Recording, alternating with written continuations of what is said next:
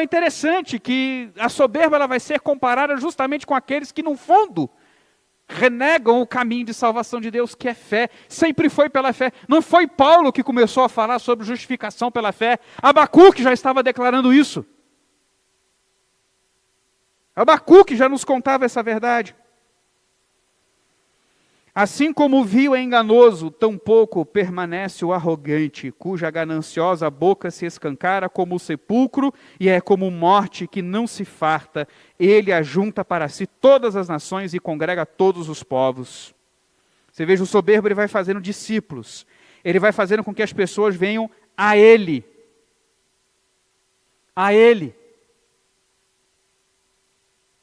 O soberbo não é alguém que te conduz ao Senhor. O soberbo não é alguém que faz você perceber a sua dependência de Deus. O soberbo incute em você um temor dele. Incute em você que você precisa dele. Se você não tiver a minha cobertura, se você não tiver a minha intercessão, se você não andar segundo a minha lei. E ele vai congregando, fazendo discípulos. Como disse Jesus no Evangelho, até piores do que eles.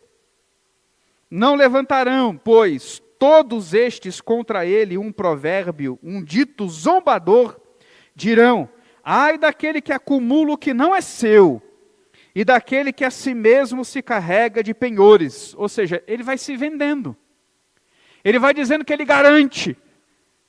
Mas a promessa que Deus dá por meio de Abacuque é que esse soberbo, esse arrogante, em algum momento, tudo isso vai ficar claro. E ele vai se tornar um dito popular, em que essa fraqueza real, que ele nega, dizendo que ele tem muita coisa para dar, enquanto ele não tem,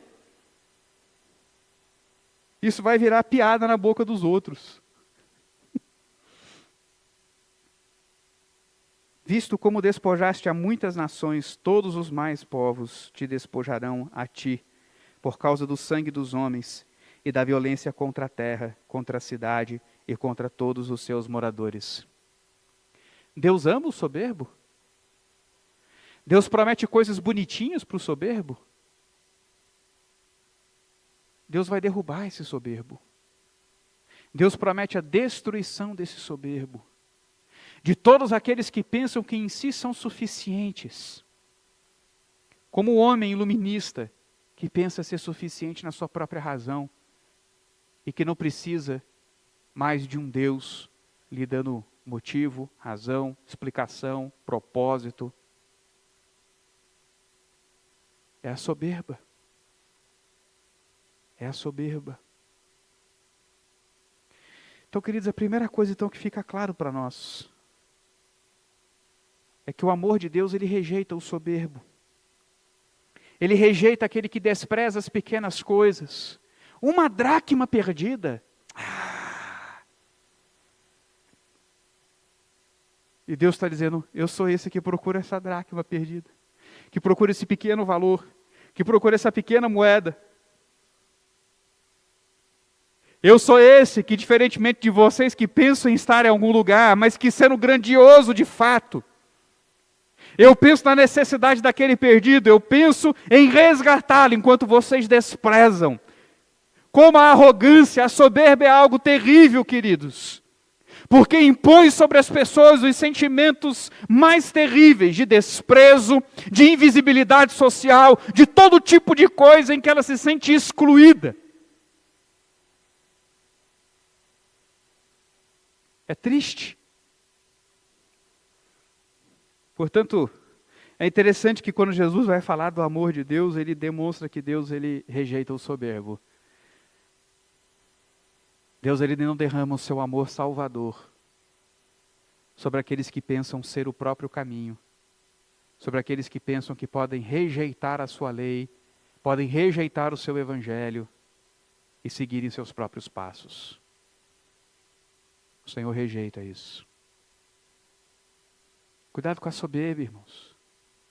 Soberba de achar que você já é um crente santo, imaculado, irrepreensível, bom demais para conversar com um mendigo na rua, bom demais para falar com aquela pecadora da sua rua, que você ficou sabendo que andou adulterando. Cuidado. Cuidado quando você for falar da vida dos outros. falar com desdém, falar do pecado dos seus irmãos, como se você fosse incapaz de fazer tal coisa. Quantas e quantas vezes, queridos, eu ouvi pessoas numa fase da vida em que elas estavam bem diante de Deus, mas não repararam, não entenderam a sua soberba, foram pesadas com pessoas que estavam em pecado. E anos depois elas mesmas estavam nos mesmos pecados, praticando as mesmas coisas. Quantas vezes?